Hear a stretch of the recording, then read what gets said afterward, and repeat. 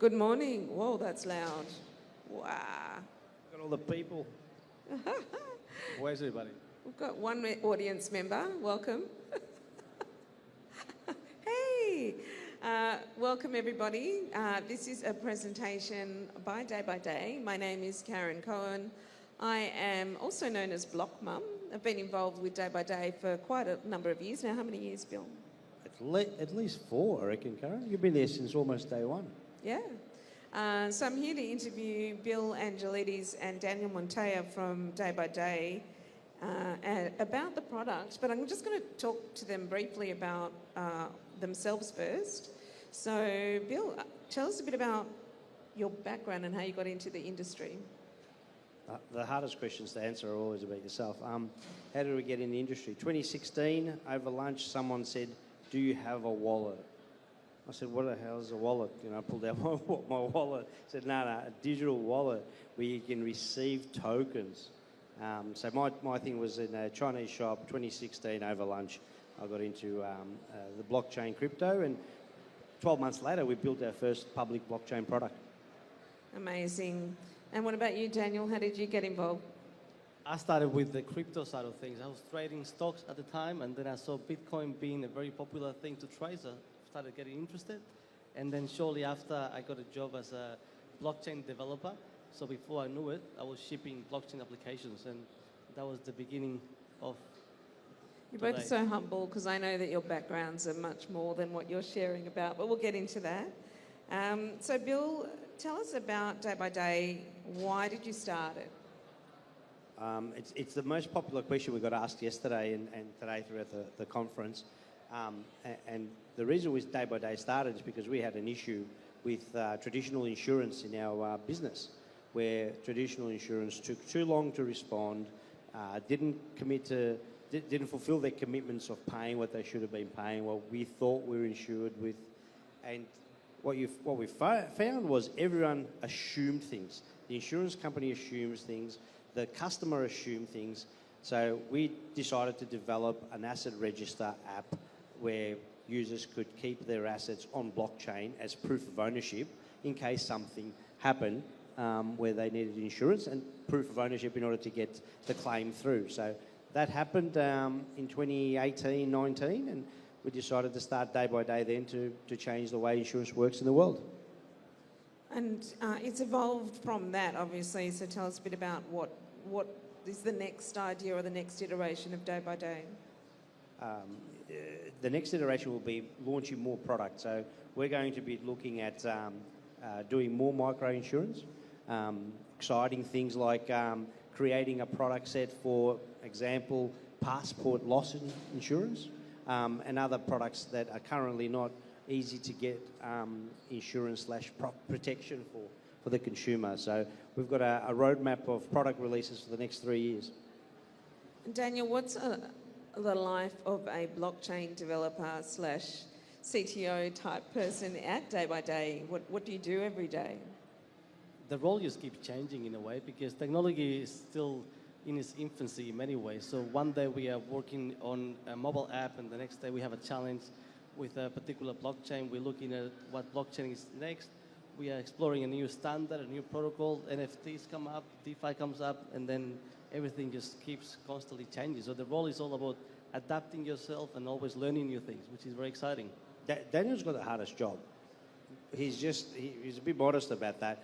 Things change sometimes weekly, right? And he has a team that he needs to manage and educate and control. And that's not easy because they're not all necessarily across what Daniel's across. So there's a lot of moving pieces. So what is Day now? Like, what does it do? Because I think that's the biggest question. How do you do insurance on the blockchain? We're a SaaS platform built on Web3. So we have now got an on-demand, personalised insurance solution where users can basically insure things the way they want to insure them. So imagine going on a camping trip and taking your laptop, your sunglasses, your mobile phone and some of your jewellery along, and having the ability to insure those specific items for the 7 days you are on a camping trip. So we're giving the power back to to the user.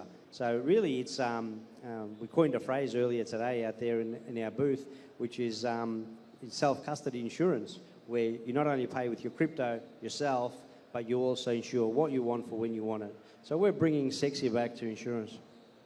And so as a user, can I buy an insurance policy?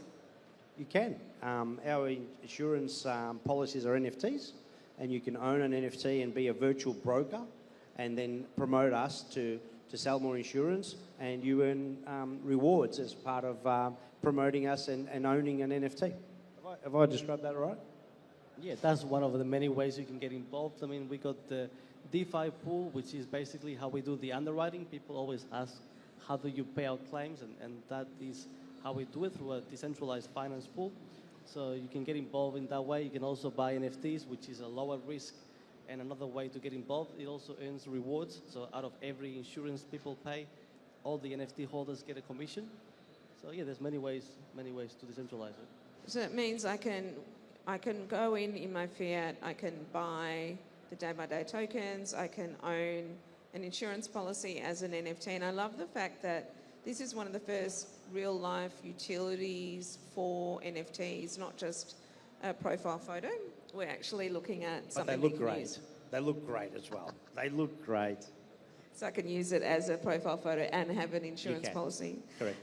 What are some of the I guess, obstacles? Because this is this is way out there. Like, nobody's doing anything like this.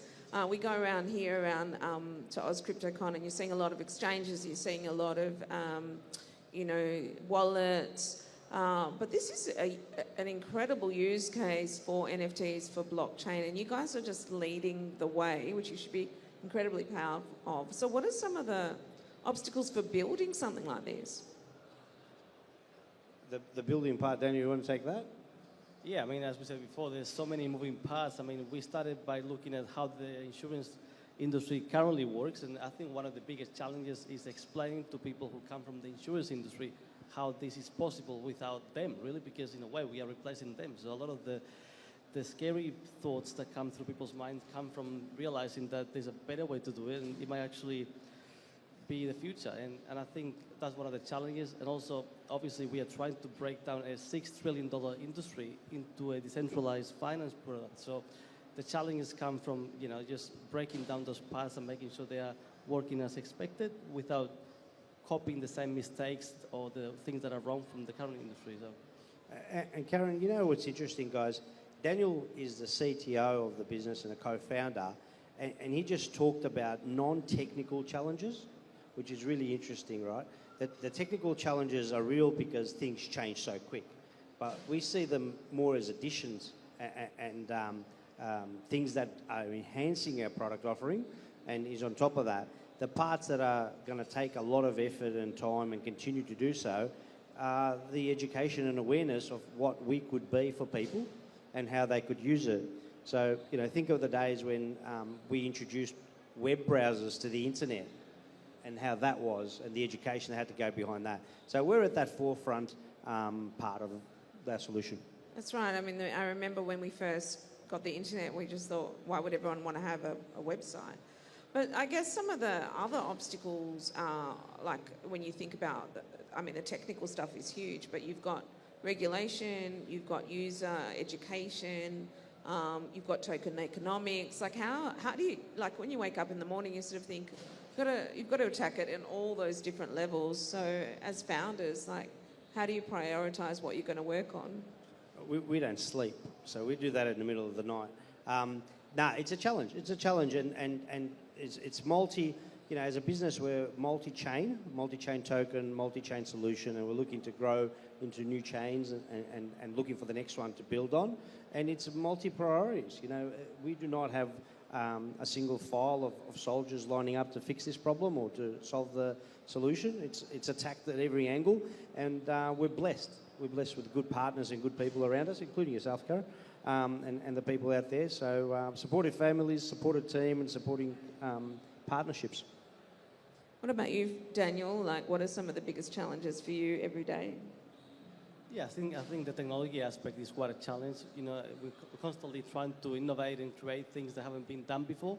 And when you enter in uncharted territory, you're going to find things that no one has thought about before, no one has solved before. So that sort of technical challenge is part of our everyday, and it's something that we enjoy, so we don't see it as a problem. It's more opportunity to create something new. So Yeah, I mean, I even think about things like a token raise. Who here has done a token raise before? Anyone? No. So, you know, I can't imagine what that's like the day that that token launches, what your heart feels like when that token's out on the market.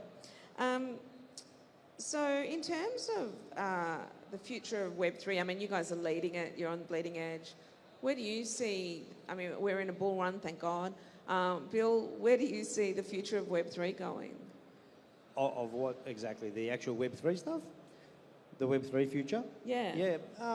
I think it's exciting. I think we're all getting to a point now where the understanding of what privacy means, where we store our data, who has access to our data. I think the fact that we're all talking about that, and the Australian government recently decided to try to do a few things on those sort of matters that people push back against. I think the technology will catch up and give us the solution for that, and that's Web3. I heard someone else tell me yesterday that it's Web 2.5, so I think we're starting to make numbers up now.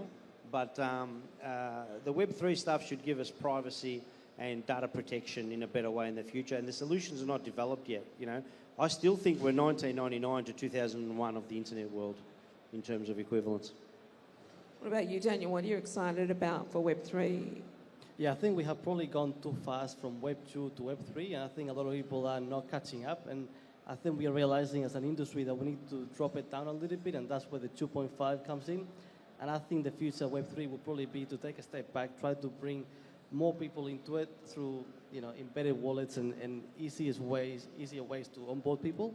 And then we can continue the journey of pushing the Web 3 agenda of privacy and self-custody. So I think we might have to take a step back to then be able to advance forward a bit more.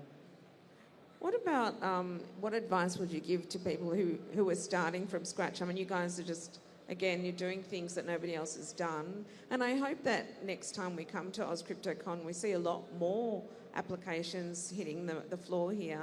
So what advice would you give, Bill, having done this journey multiple times? Be patient. I think things change, as we said, so quickly that you need to keep an eye on the latest and then think about how you can use it and embed in it. And be patient today in the size of the community. I think 4 years ago, and maybe 2017, 18, we were worried, is this going to stick? Is this going to stay? I think it's sticking and it's staying and it's not going anywhere. So we agree on all that. You see the movement and the people and the newbies that are coming through the stalls and the booths and stuff and asking questions. So the interest is there. So now we need to be patient. Everyone else needs to be patient to grow this community. But it's not going anywhere, guys. It's here. It'll improve. Hopefully we'll be a big part of it for the next 10, 15 years. And I can't tell you anything else but educate yourself, friends, and even family. You know, don't have kids or grandkids and stuff that are not into this. They'll miss out. That's what the whole term of being left behind is about. So be patient, don't get left behind. What about you, Daniel? What's your view? People that are starting out, you mean?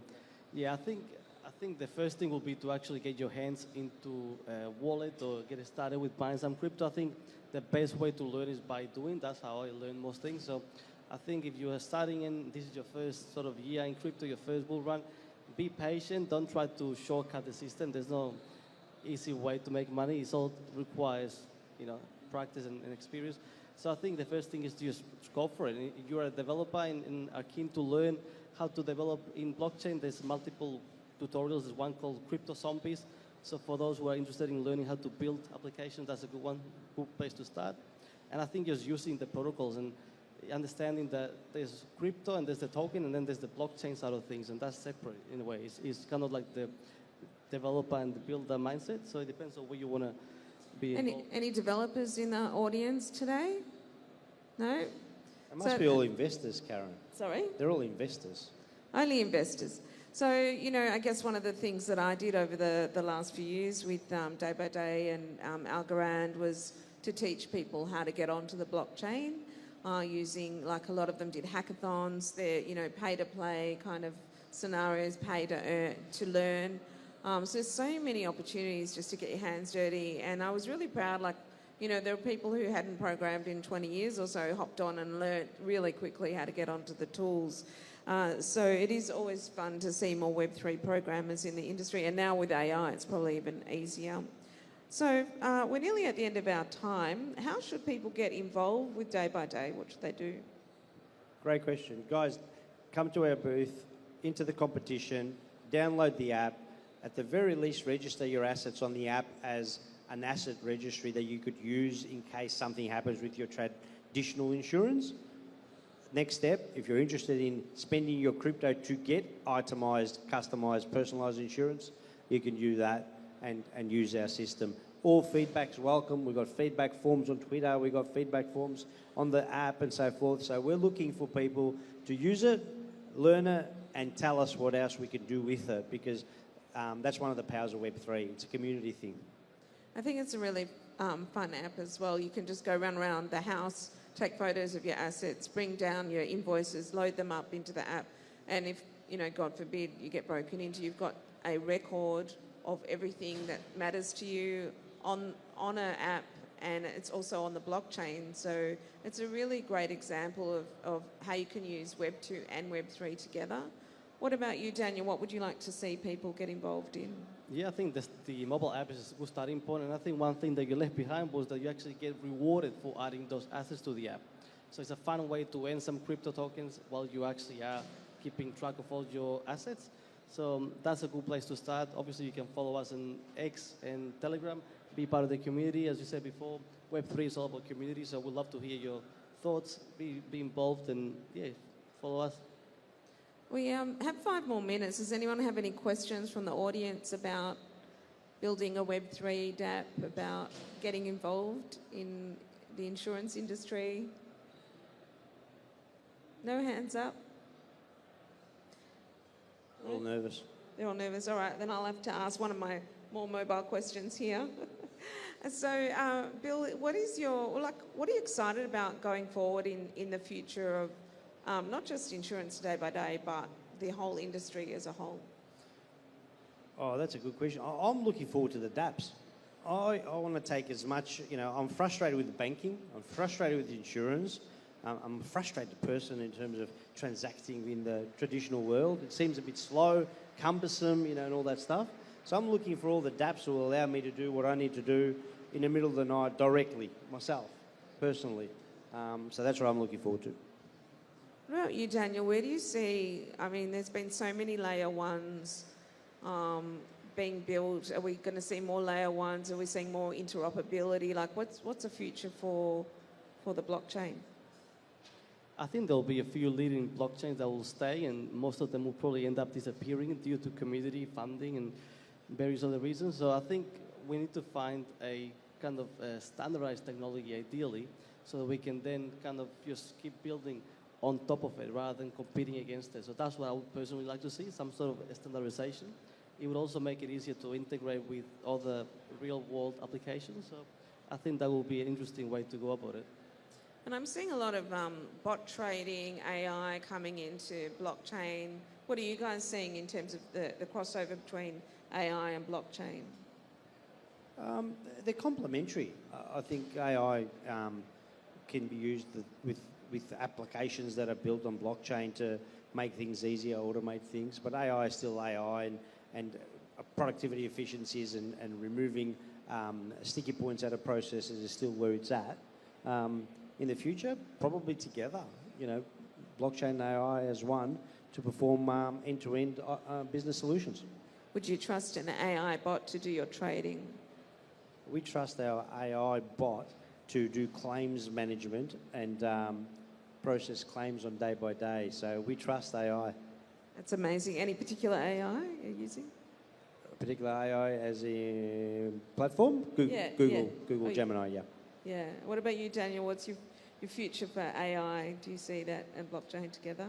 I think AI creates a problem with trust and, I guess, legitimacy, and I guess blockchain can actually provide that sort of proof. So it can actually be complemented to provide a better solution, really. So it's not really competing. It's more, if you find a way to make them work together, then you can prove that you own certain data, or it provides an authority layer on top of AI. So it's quite interesting.